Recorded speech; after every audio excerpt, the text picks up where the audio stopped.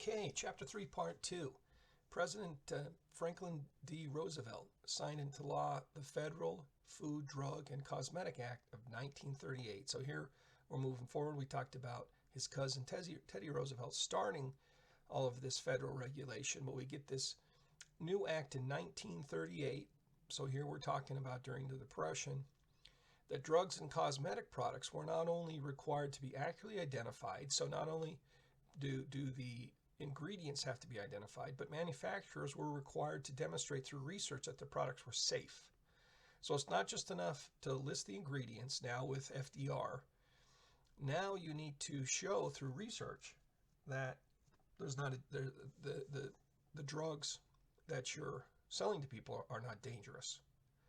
So you have to demonstrate safety with data, with research.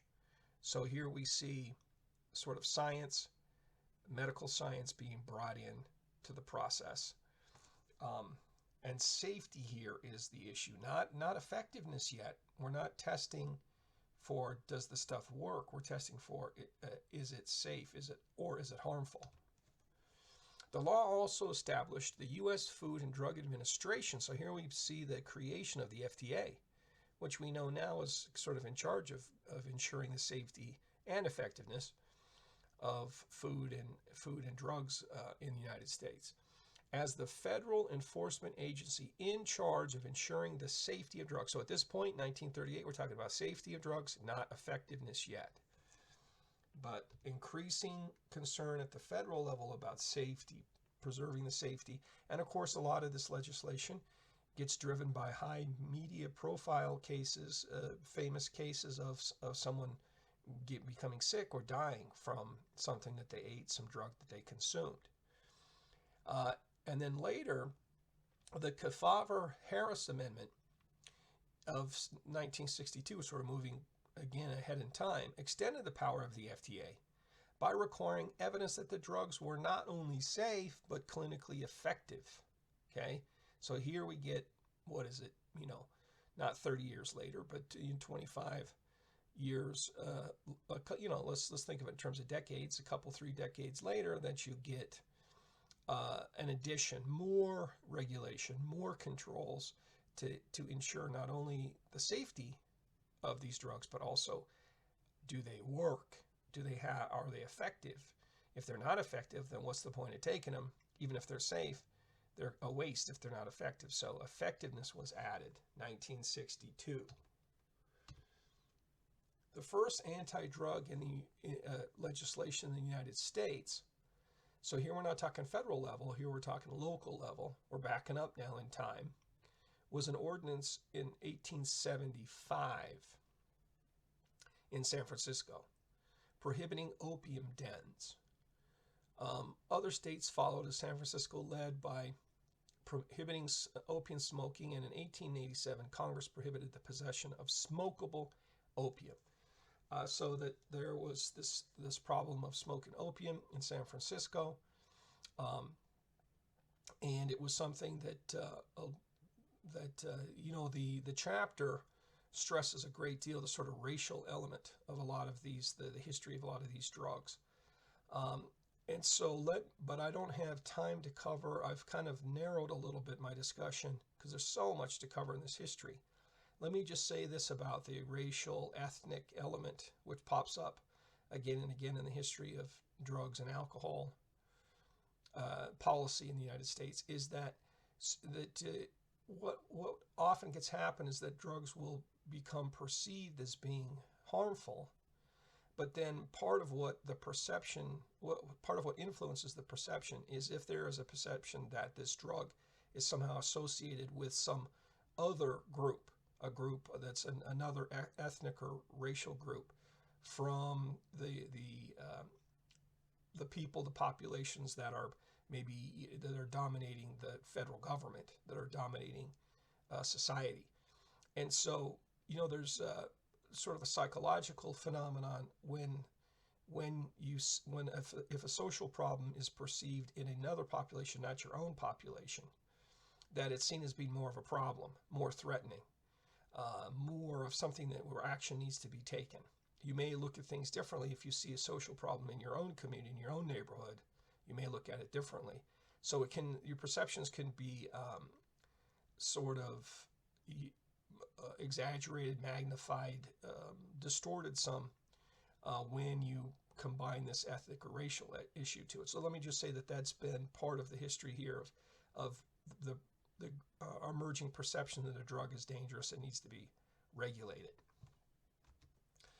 The Harrison Tax Act of 1914. Now we're getting to the federal level again.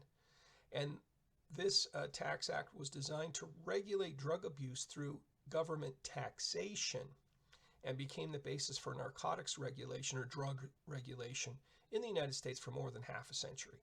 So you can see that we talked in the last part about how in the early days there was sort of a laissez-faire lack of control of these substances around the country.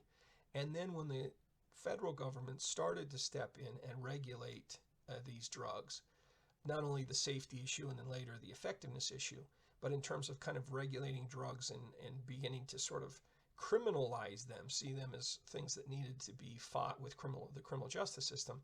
The first step in that was taxation, which doesn't sound like a criminal thing. It sounds like, okay, if you're going to sell these drugs, these patent medicines or drugs, whatever the forms, you're going to have to pay a tax for those. And we can control and regulate your business activities by taxing you and kind of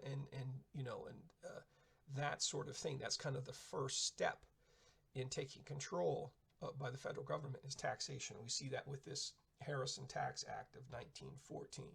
The act required anyone importing, manufacturing, selling, or dispensing cocaine or opiate drugs to register with the Treasury Department, because you have to register so they know who you are and know how much taxes you're paying and how much you're supposed to pay. You pay a special tax and keep records of all transactions. See, so along with the taxation is the regulation, the record keeping, the getting the registration and doing things in an approved way by the federal government. So there's a when we say regulation, we're talking about bureaucracy, we're talking about filling out forms, paying what you need to pay, paying taxes, paying other fees, that kind of stuff. So here we see the beginning of regulation of these drugs. Because the act was a revenue measure, in other words, a way for the government to get money to raise revenues, enforcement was made the responsibility of the Department of the Treasury, the department which is in turn in charge of collecting money for the government, collecting taxes, and the Commissioner of the Internal Revenue Service, which we know is in charge of tax collection. So this was treated as sort of an economic issue, not necessarily a safety issue in this context, or a criminal issue, but as a taxation issue. But it was, what you see in the history of this is an evolution towards more aggressive criminalization, turning into something that the criminal justice system needs to handle. Technically, the Harrison Act did not make opiates or cocaine illegal. Again, it's a taxation thing, taxing something that's legal. You just have to pay the government money to sell this stuff. But you had physicians, dentists, veterinarians, they could prescribe these drugs, and according to the law, in the course of their professional practice only. So part of the regulation was that the people who could dispense these drugs, prescribe these drugs, had to be professionals, physicians, dentists, veterinarians. It became medicalized. It became something that medical professionals were the ones to control it. So you couldn't just have some ordinary Joe out on the street selling cocaine. That's something that a doctor had to be in control of. So that's another aspect of this, is turning control over to doctors. The Treasury Department viewed the maintenance of patients on these drugs, particularly opiates, as beyond medical intentions, and the Supreme Court upheld this interpretation in 1919. So we see pretty quickly a move towards, not only do we need to tax this stuff, but this stuff is dangerous. This stuff is being kind of abused by doctors, dentists, etc. are handing it out too much. And you get people are getting addicted, people are abusing these drugs. So the perception of abuse kind of grabbed on really quickly, to where you saw the government saying, not only does this stuff need to be taxed, but we really don't like it, and we think that it's being abused by patients and doctors and patients. And so you can see the attitudes among sort of leaders of the country shifting on this drug issue. As a result, thousands of physicians found themselves in violation of federal law. So when the government's like turning against it, saying, "Hey, you guys are misusing, or acting unprofessionally, prescribing these drugs too much," eventually the physicians, the professionals, started to say, "Hey, we're going to get in trouble with the law if we're prescribing these drugs now regulated by the federal government. Who knows that these federal agents could show up and arrest us for overprescribing this drug, and we don't want to go there." So it quickly sent a message to these professionals, to physicians, to stop prescribing these drugs to individuals just to protect their own selves, protect their own practices, their own livelihoods. This created a new lucrative market for organized crime that continues to the present day. So what happened is the doctor said, "Oh, well, we're not going to do this because we don't want to get in trouble with the law." But you still had demand. You still had people in society who wanted these illegal drugs, who were willing to pay a lot of money for them. And so you had criminals step forward and say, "Well, I'm willing to sell, to manufacture, to distribute, to sell these drugs illegally. I'll take a risk of going to prison because I want to make the money." So you had these organized crime syndicates form, just like the famous emergence of this we see with prohibition, that we'll talk about soon, about alcohol. But the same sort of thing happened with these drugs too, that if people really want something really badly and have the money for it, well, someone's probably going to step in and be willing to take the risk of going to prison so that they can make a bunch of money selling this product. And that's what happened. In 1937, the Marijuana Tax Act was passed. So now we see, moving a little bit forward again in time, we see the powers that be starting to turn about against marijuana. It, again, had been flying under the radar, but now it becomes more public. It's covered in the media. People get scared by it, and then they start to regulate and criminalize it. So with this Tax Act in 1937, it did not outlaw marijuana, but required that a tax be collected on when you make it, and also when you sell it, that you're going to get taxed. So again, the government's first step, taxation, and then more aggressive criminalization comes next. Each time marijuana was sold, the seller had to pay a tax of as much as $100 per ounce, which back then in the 1930s would be a lot of money. They had to pay as much as $100 per ounce for a transfer tax stamp. Failure to possess such a stamp was a federal offense. So tax stamps were rarely issued, and marijuana effectively became illegal. So again, both with marijuana, and we see it with these other illegal drugs, that the first step was taxation, but it quickly went from taxation to, effectively, in practical terms, it became a criminal and illegal thing, that if you were selling this stuff, you're going to get in trouble. And so, it's a roundabout way of criminalizing the drugs. And then let's talk about alcohol for just a moment. That we have to go back in time to the temperance movement, which started in the earlier 1800s. And what we mean by the temperance movement was a social movement started in the early 1800s against alcohol, against the drinking, the consumption of alcohol.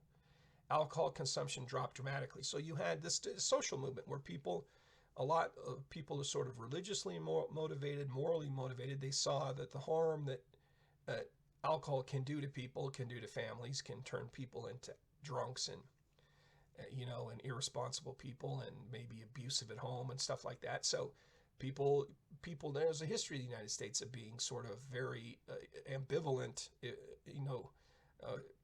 or negative towards alcohol in general. And so you saw a pretty widespread movement against it, and you saw a lot of people giving up drinking alcohol. They were drinking great quantities of it in the earliest days of the country. You might not have pure water, so people would rely on alcohol, and there was a lot of heavy liquor that was made. Whiskey was very commonly consumed in great quantities by a lot of people. And so pretty heavy stuff, a lot of consumption of liquor. So people problems with that, and a lot of people turned away from it, and you saw less use as the 1800s went on. By the 1850s, 12 states had aggressively turned against alcohol, and it had introduced legislation forbidding the sale of distilled drinks. So you see this early moves long before Prohibition at the national level, these more local or state moves to prohibit the manufacture, selling